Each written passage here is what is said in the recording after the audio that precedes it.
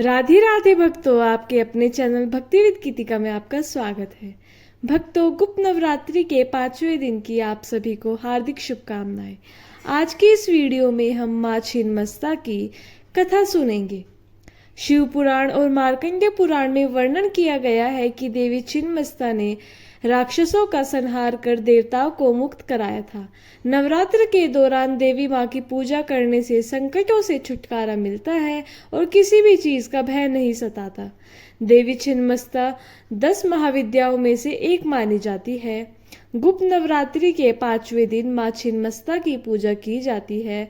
10 महाविद्याओं में माँ छिन्नमस्ता का 5वां स्थान है। पौराणिक मान्यताओं के अनुसार माँ छिन्नमस्ता व्यक्ति के सभी चिंताओं को दूर कर उसकी मनोकामनाएं पूर्ण करती है। इसकी पूजा करने से व्यक्ति को अकाल मृत्यु का डर नहीं सताता। भक्तों, अब जानेंगे देवी छिन्नमस्ता की उत्पत्ति कैसे हुई थी। पौराणिक कथाओं के अनुसार एक बार माँ भगवती अपनी सखियों के साथ मंदाकिनी नदी में स्नान कर ध्यान कर रही थी। उस समय माता की सहेलियों को बहुत भूख लगी। भूख की पीड़ा के कारण दोनों साथियों के चेहरे पीले पड़ गए। चूंकि उन दोनों को खाने के लिए कुछ नहीं मिला, इसलिए उन्होंने माता से भोजन उपलब्ध कराने के लिए कहा। अपनी सखियों की विनती सुनकर माता ने कहा, हे सखियों, कृपया थोड़ा धैर्य रखें, स्नान के बाद ही खाना बनेगा। हालांकि दोनों सखियों ने भोजन की तत्काल व्यवस्था करने का अनुरोध किया। माँ भगवती ने तुरंत अपनी तलवार निकाली और अपना सिर काट लिया। तुरंत ही माँ भगवती का कटा हुआ सिर उन्हें बाएं हाथ में आ गया। इससे रक्त की 3 धाराएं निकल पड़ी। सखियों ने 2 धाराओं से भोजन करना शुरू कर दिया। माता स्वयं तीसरी धारा से रक्तपान करने लगी। उसी समय माँ छिन्नमस्ता का प्रादुर्भाव हुआ। देवी छिन्नमस्ता को भगवती त्रिपुर सुंदरी का उग्र रूप माना जाता है। तंत्र मंत्र सीखने वाले साधकों के लिए गुप्त नवरात्रि का विशेष महत्व होता है। माँ को चिंतापूर्णी भी कहा जाता है। इसका अर्थ यह है कि माँ चिंताएं दूर कर देती है। जो भक्त सच्ची आस्था और भक्ति के साथ माँ के दरबार में आते हैं, उनकी मनोकामनाएं अवश्य पूर्ण होती है।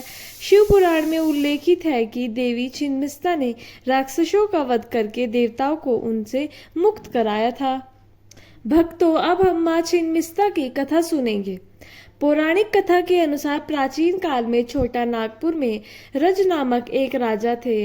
राजा की पत्नी का नाम रूपमा था। इन्हीं दोनों के नाम से इस स्थान का नाम रजरूपमा पड़ा, जो बाद में रजरप्पा हो गया। एक कथा के अनुसार एक बार पूर्णिमा की रात में शिकार की खोज में राजा दामोदर और भैरवी नदी के संगम स्थल पर पहुंचे। रात्रि विश्राम के दौरान राजा ने स्वप्न में लाल वस्त्र धारण किए तेज मुख मंडल वाली एक कन्या देखी। उसने राजा से कहा, हे राजन, इस आयु में संतान न होने से तेरा जीवन सूना लग रहा है। मेरी आज्ञा मानेगा तो रानी की गोद भर जाएगी। राजा की आंखें खुली तो वे इधर उधर भटकने लगे। इस बीच उनकी आंखें स्वप्न में दिखी कन्या से जा मिली। वह कन्या जल के भीतर से राजा के सामने प्रकट हुई। उसका रूप अलौकिक था। यह देख राजा भयभीत हो उठे। राजा को देखकर वह कन्या कहने लगी, हे राजन, मैं छिन्नमस्ता देवी हूँ। कलयुग के मनुष्य मुझे नहीं जान सके हैं, जबकि मैं इस वन में प्राचीन काल से गुप्त रूप से निवास कर रही हूँ। मैं तुम्हें वरदान देती हूँ कि आज से ठीक 9वें महीने तुम्हें पुत्र की प्राप्ति होगी। देवी बोली, हे राजन, मिलन स्थल के समीप तुम्हें मेरा एक मंदिर दिखाई देगा। इस मंदिर के अंदर शिलाखंड पर मेरी प्रतिमा अंकित दिखेगी।